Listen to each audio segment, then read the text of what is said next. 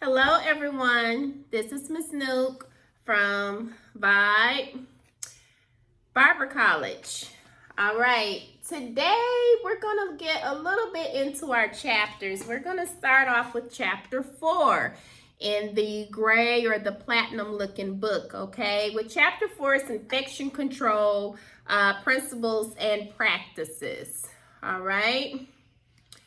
We got a couple of learning objectives with chapter 4. The first would be to discuss federal state agencies that regulate the practice of barbering. We want to also list the types of classifications of bacteria. We have to be mindful that just because it's bacteria doesn't mean that all bacteria are the same or they operate the same. There are different types of bacteria. They serve different purposes. They look different, have different functions, okay? We also going to be able to define bloodborne pathogens and explain how they are transmitted. And just the fact of just saying bloodborne pathogens, we're going to learn the difference between the two of those. Explain the difference between cleaning, disinfecting, and sterilizing. That's a good one. Another learning objective we have is to identify types of disinfectants and antiseptics appropriate for use in the barbershops. Just because it smells good does not mean that it's actually going to destroy or limit the spread of microbes or germs, okay? Another learning objective we have would be to discuss standard precautions and explain procedures for handling an exposure incident. The next one, learning objective 7, will be to discuss safe work practices that help prevent accidents and injuries. And in barbering, that's one thing we do not want to do is injure ourselves. The last learning objective, which is learning objective number 8, is to list our responsibilities as a professional barber. Okay, so let's jump right in. So why study infection control principles and practices? So it's important to know about the pathogens you and your clients may be exposed to in the barbershop and the different modes of transmission. Also, we need to be able to understand and practice proper infection control within the laws and rules that will help to safeguard our health and the health of our clients, for our businesses to begin to continue to prosper. It is also important to respect the procedures for handling chemicals used in cleaning and disinfecting by reading the labels. We always begin by reading the labels, okay? And to follow the manufacturer's instructions to keep ourselves and our clients safe. We also want to practice safety precautions on a daily basis to protect our clients and our license, right? And a responsible professional barber is conscientious about infection control and safety. That is our number one priority on our list, next to customer satisfaction. So, many federal and state agencies regulate the practice of barbering. And as I have told most of you all before, each state has its own set of laws for barbering. Just because we're in the state of Tennessee, those laws do not mean that they are also the same in the state of Virginia or California. So each state regulates their own different set of laws, rules, regulation concerning barbering. So let's see. Federal agencies, which will be the Occupational Safety and Health Administration. Occupational Safety and Health Administration is just OSHA. If you've ever had a job before, you are familiar with OSHA. Okay, so OSHA was created as part of the U.S. Department of Labor to regulate and enforce the safety of the health standards to protect employees inside of the workplace. So, Regulating employees' exposures to potentially toxic substances and informing employees about the possible hazards of materials used in the workplace. The act was established in 1970. This regulation was created. It's the Hazard Communication Standard. It requires that chemical manufacturers and importers assess and communicate the potential hazards associated with their product. Another thing that we need to discuss and talk about a little bit is this. When we are buying products and things like that, we have to have a material safety data sheet. That would be the MSDS. The material safety data sheet is good because it entails the exact ingredients that's in the product. It also tells what is specific to be used for. Material safety data sheets are not hard to obtain. You can contact the manufacturer. If you use Clorox, you'll contact Clorox. You'll say, hey, Clorox, I need a material safety data sheet from you all. A lot of times you can upload it from online and just print it out and put it in a safe spot where everyone knows where the material safety data sheets are. That is not something for just the owner to know or just the manager to know. That's one of those things that everyone that works in the shop across the board can locate the material safety data sheets. Another thing about the material safety data sheets is that it's a result of the HCS. So in 2012, along with representation from most of the nations of the United Nations, OSHA agreed to comply with the globally harmonized system of classification and labeling of chemicals.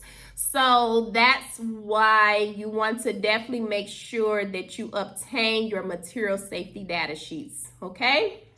Let's move forward a little bit. So they have now replaced the MSDS with SDS. So instead of calling it material safety data sheets, you'll call it safety data sheets, so SDS. So they're the same, they're interchangeable, but you're gonna leave out the material part of it. All right, so identification. So product identifier, the manufacturer or distributor with the contact information, including emergency phone number, is recommended for use of the product, and restrictions are also displayed within the SDS. It also has hazard identification, composition information on the ingredients. It also has first aid measures because maybe you accidentally got something in your eye. It can tell you to flush it with warm water for so many minutes. So you want to make sure that you pre-read all of those things. Let's see, the SDS will also have specifics about the firefighting measures within that chemical. It should be suitable fire extinguishing techniques and equipment, and the chemical hazards of fire are listed. It also has accidental release measures, handling and storage. Some products are combustible, which means that if it reaches a certain temperature, the product will actually explode. So you want to make sure that you know all those things, and they will be contained in the SDS sheets. All right. Let's see. EPA is Environmental Protection Agency. So the EPA registers all types of disinfectants sold and used in the United States. It's a disinfectant, but they are chemical products that destroy most bacteria, excluding spores, fungi, and viruses on the surfaces of things, okay? The two types that are used in the barbershop are hospital disinfectants and tuberculocidal disinfectants. So if something is a hospital level or hospital grade, that would mean that it is at an optimum level of disinfection, which means that when you are looking at your products, you're looking for an EPA registration number. So right here, I have this Lysol, okay? So on the back of here is where you would look for your EPA registration number, and you can see it. All right, so you want to always just make sure that you not just look at the actual label of a product, but you want to turn that product around and you want to actually read it, and you're definitely looking for EPA registration number on your products. All right. Let's see. So hospital disinfectants are effective for cleaning blood and body fluids from non-porous surfaces. Okay, so I'm in a shave and I nicked the client.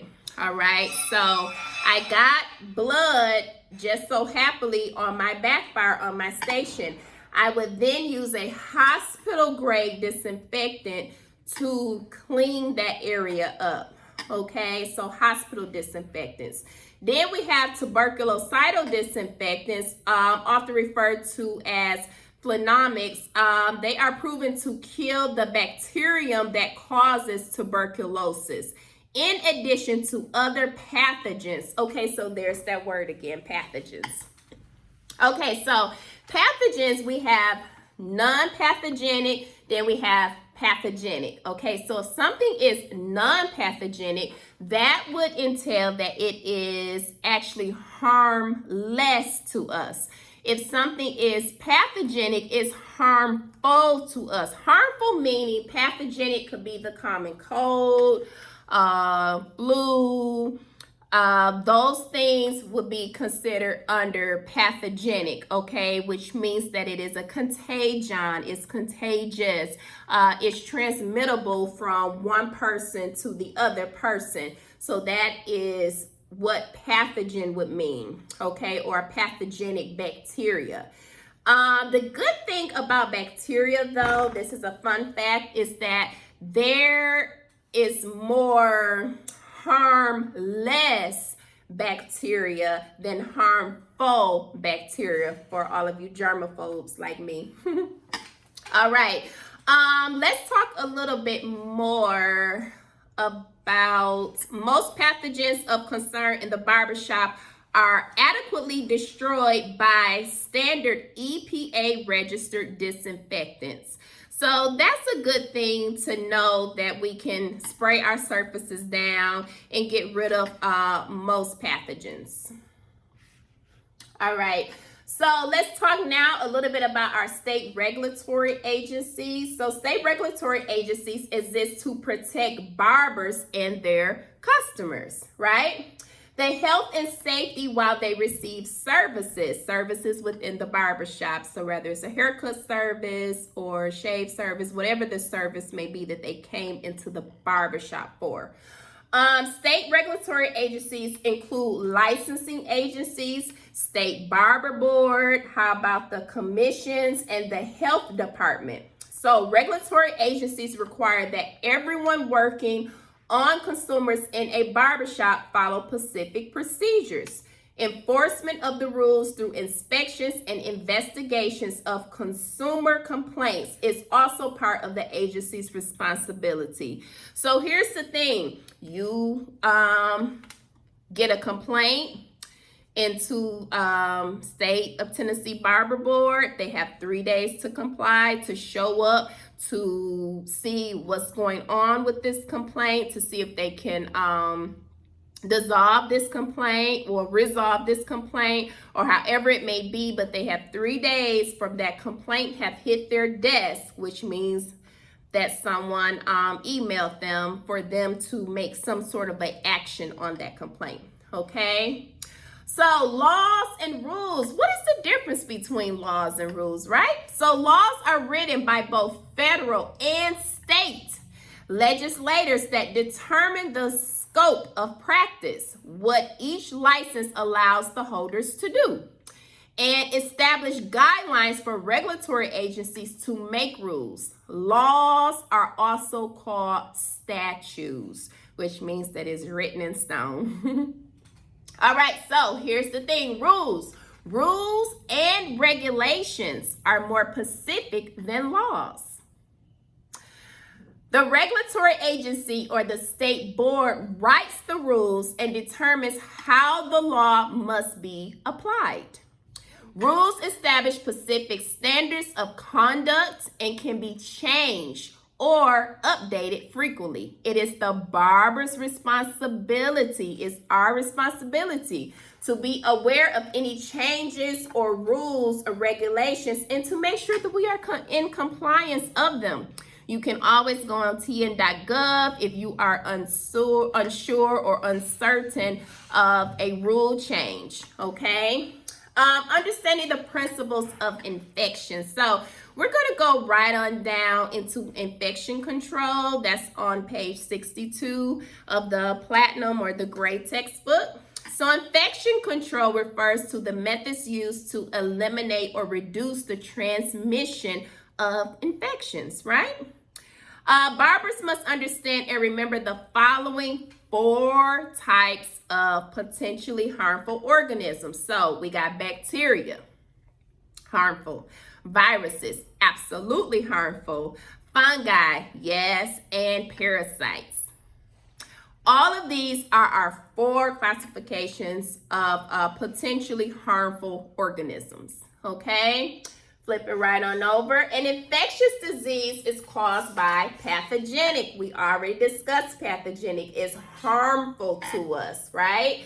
Organisms that come that enter the body. An infectious disease, however, may or may not be spread from one person to another, depending on the organism and its method of transmission. So here's the thing. We know that in barbering, how pathogens enter our bodies is through our eyes, our nose, our mouth, our ears, open cuts, wounds, scrapes, abrasions, things like that. That's normally how pathogens enter into our body. So cleaning would be the mechanical process of scrubbing using soap and water, or how about even detergent and water could also be utilized with cleaning, okay? The process of disinfection would involve the use of a chemical. So chemical goes with disinfection. So something that I always ask my students is this: what's the difference between an antiseptic and a disinfectant? So here's the difference. The antiseptic is safe for the skin, meaning I do not have to glove up to use it. Disinfectant is not safe for the skin. You have to definitely glove up and perhaps even goggle up for the use of disinfection, okay? Let's talk a little bit more about bacteria. So bacteria are single-cell microorganisms that have both plant and animal characteristics. So a microorganism is any organism of microscopic or submicroscopic size, meaning that I cannot see this actual microorganism with my naked eye. I have to use some type of a microscope lensing to be able to actually see those germs or those microbes or microorganisms, okay? Let's see, let's move forward. All right, classifications of pathogenic bacteria. Okay, so we got cocci. Cocci, we know, is a round-shaped bacteria. It's round-shaped. Cocci, you guys, cocci is so lazy. It's the laziest bacteria ever. It's so lazy that it likes to attach to things and it likes to come through the air filters, and it travels as people travel. That's how cocci moves around. But cocci has the choice to travel by itself or in groups. If cocci decides to travel in groups, you can tell that it's in the cocci group because it will be staphylococci, streptococci, diplococci. That's how you know that those are cocci groups. So like I said, cocci is lazy, but it can travel with groups. All right, so let's go a little bit more into detail. Staphylococcus is pus-forming bacteria. It can grow in clusters like bunches. You would refer Staphylococcus equivalent to something grapes. It's clustered or bunches together. Grapes come in what? Bunches. All right. That's Staphylococcus. Staphylococcus also causes abscesses and boils, and we know that a boil is nothing but infection trap. That's why when you get rid of a boil or you bust a boil, you'll smell a funk to it. That's the infection. A boil is nothing but infection build up trying its best to escape. All right.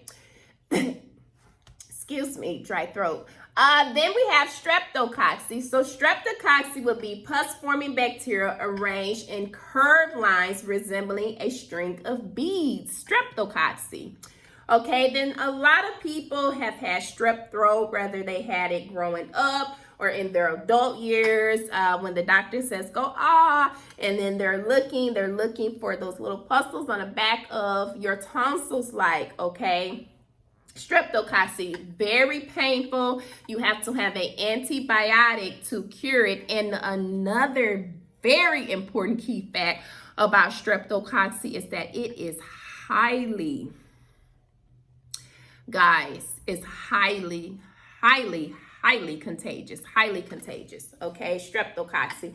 Then that leaves us with diplococcus, right? Sporadical bacteria grows in pairs. When you think of diplococcus, think of pairs. Things that come in pairs. Socks come in pairs, shoes come in pairs, earrings come in pairs, right? Think of pairs when you're thinking of diplococcus, okay? Now moving forward with a few other bacteria, we'll have bacilli. Bacilli is short, rod-shaped bacteria, bacilli. Then we have spirilla, spiral, corkscrew. It's shaped as it sounds, all right? Let's see, you got a little bit about the movement of bacteria. Then it goes into bacterial growth and reproduction. If it is in an active stage, that means that bacteria is basically in its most favorable conditions. So if it's active, the most favorable condition would be warm, dark, damp, dirty. So those armpits, those shoes, let's see, the bottom of that garbage pail that no one likes to clean out, that needs to be cleaned out about every few days. That's where bacteria thrive. Bacteria love it. It's like a feeding ground, okay? Active, that would be active stage. Another thing about the active stage, let's see, bacteria is growing and it is reproducing and it is multiplying, okay? Those are the favorable conditions: warm, dark, damp, dirty. Let's see, so when the bacteria reach their largest size, they divide into two new cells. This division is called binary fission. Binary fission. The cells that are formed as a result of binary fission are called daughter cells. Okay? And they are produced every 20 to 60 minutes. That's unstoppable. It's completely unstoppable, guys, okay?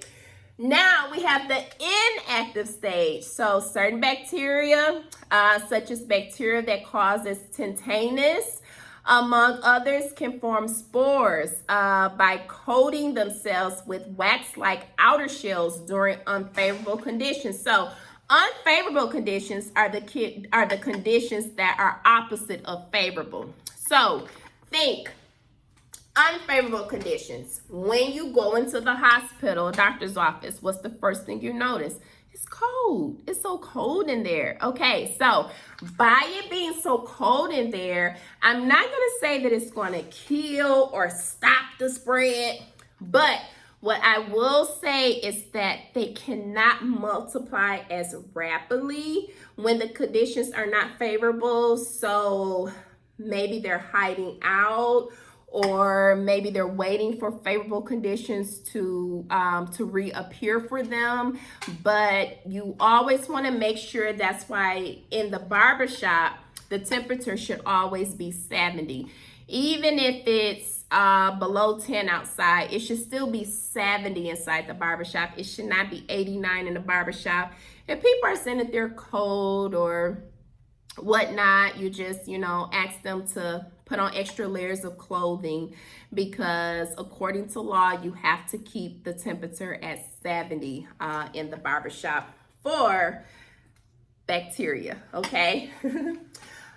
Now, bacterial infection. So an inflammation would be a condition in which the tissue of the body reacts to injury, irritation, or infection. And inflammation is characterized by redness. When you touch it, it could feel heated. How about pain and swelling? It could swell. Those are all signs of inflammation.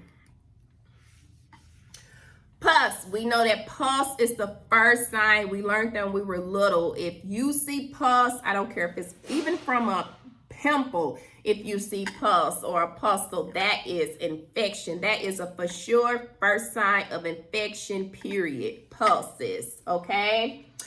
Let's see. So when a disease spreads from one person to another, the disease is said to be a contagious disease, also known as communicable, as I said earlier in the video.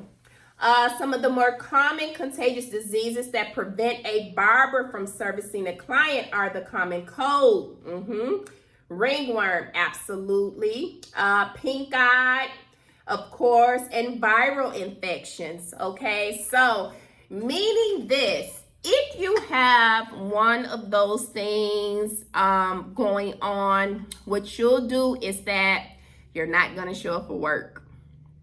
You're going to rest, get liquids, and get better and get well, because you do not want what's going on with you, because it would be considered to be a communicable disease. You do not want it to spread to your clients. That's your livelihood. Or how about even to the other barbers there in the shop? That would be completely unfair to them. So when you're not feeling your best, you're not feeling well, just stay on home. Take a day off. Take a day to yourself to rest. If you don't, you can make yourself worse. Viruses. So viruses is a submicroscopic particle. It infects and resides in the cells of a biological organism. A virus is capable of replication only through taking over the host cell. So here's the difference. This is another question that I always ask my students. What's the difference between bacteria and virus? So here's the thing.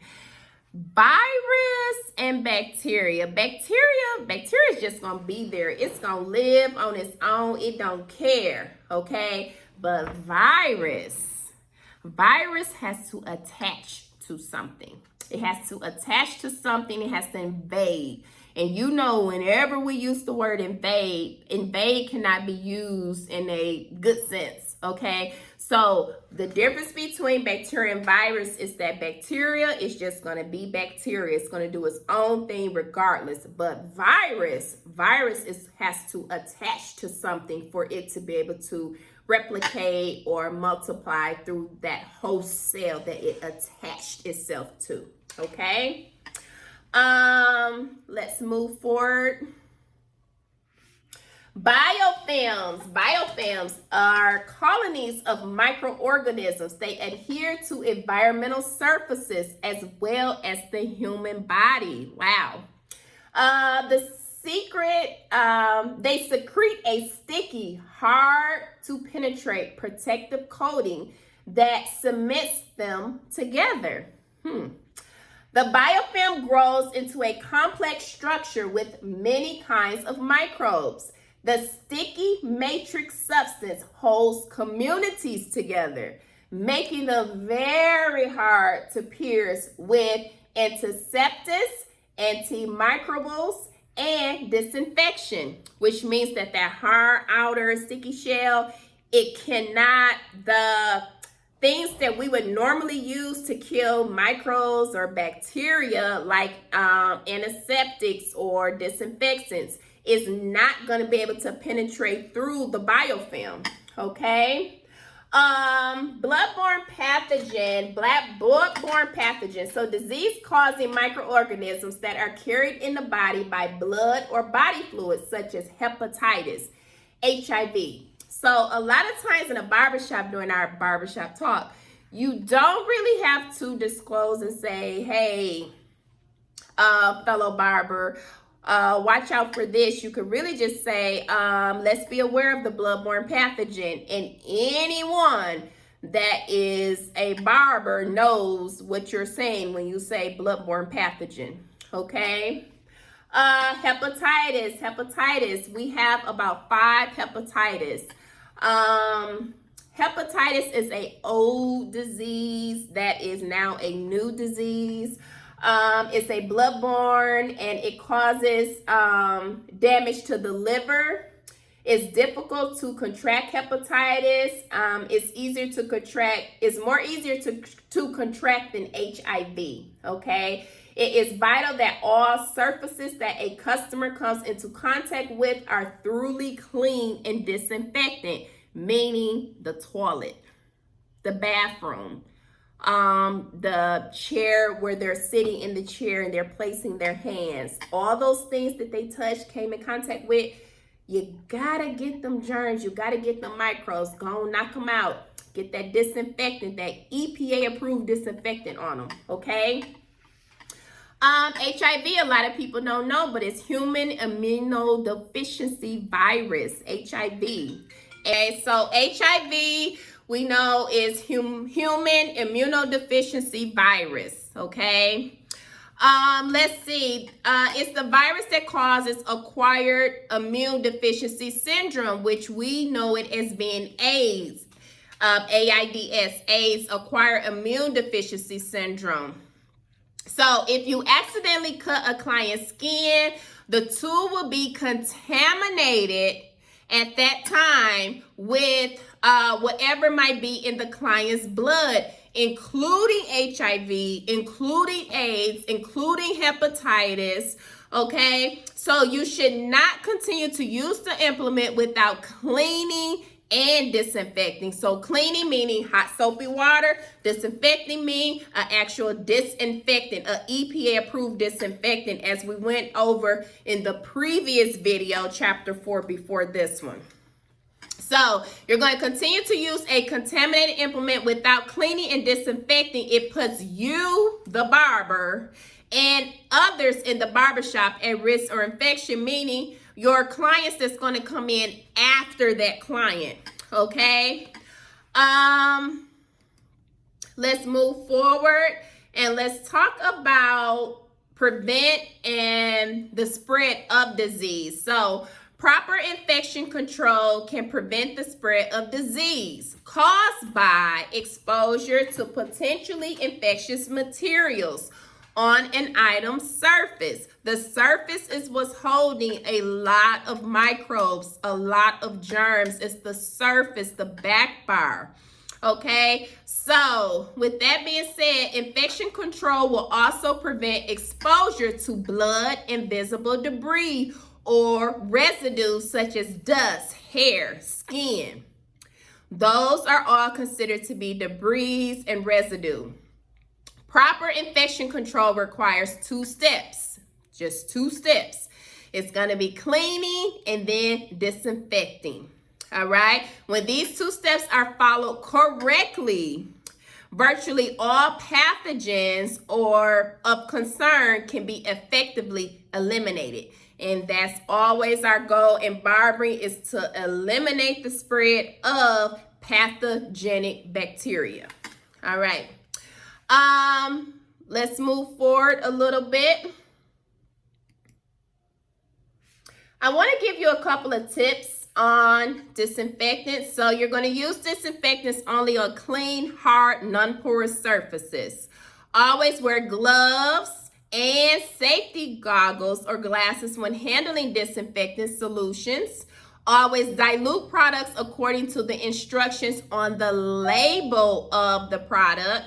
And an item must remain submerged in the disinfectant for 10 minutes unless the product label says differently. But if the product label does not say differently, or if it does not say at all how many minutes it should be completely immersed, you know, because I told you that it's 10 minutes. All right.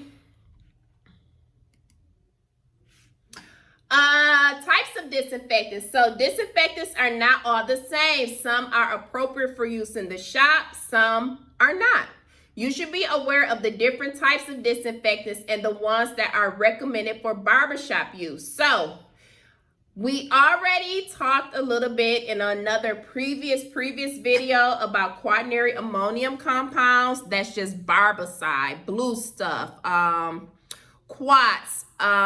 It's EPA approved, and it's good for any non-porous surfaces because it is considered to be a disinfectant. Okay. Phenol disinfectants is something that is not prohibited in the states anymore, in the state of Tennessee, because it has cancer-causing agents in it. Is it effective? Absolutely. But it has cancer-causing agents in it. That's why they took it off the market as approved for the use inside of barbershops. Okay. Bleach. Another name for bleach is sodium hypochlorite. If I say sodium hypochlorite, you say bleach. All right, so sodium hypochlorite, bleach is a good thing to always have on hand inside the barbershop. Let's see, its effective disinfectant has been used extensively as a disinfectant in the barbershop. So to mix a bleach solution, always follow the manufacturer's directions.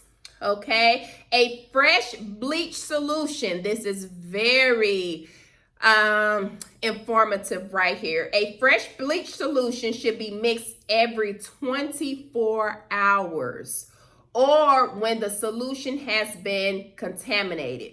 Okay, so here's the thing. We cannot mix bleach solution up and then use that bleach solution for a whole month. You cannot do that because right here in our textbook it says every 24 hours or when the solution has been contaminated. After mixing the bleach solution, you're going to date the container. You always date the container of the bleach solution, okay?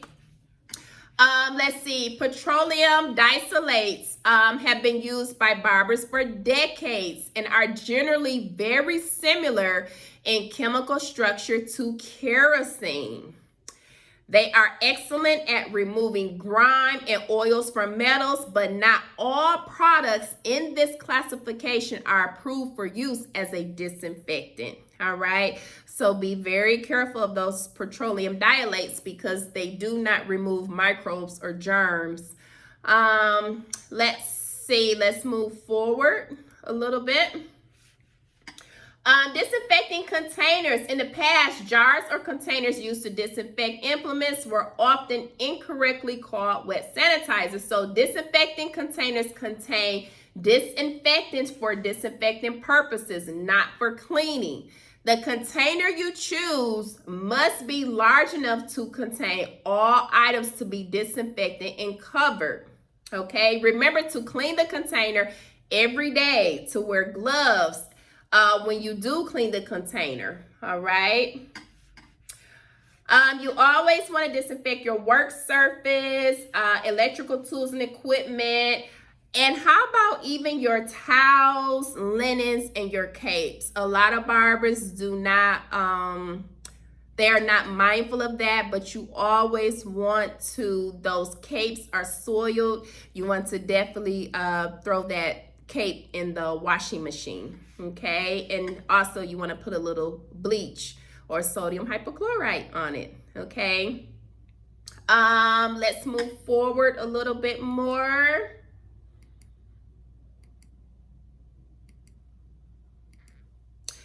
This chapter is very interesting, and this chapter is one of those chapters that you're going to just keep with you forever.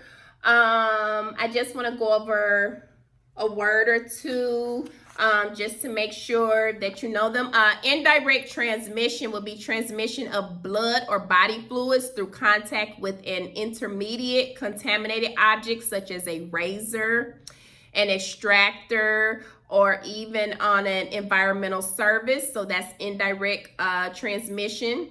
And then another thing I wanted to tell you all about was local infection. It's an infection like a pimple or abscess. It's confined to a particular part of the body and appears as a lesion containing pus.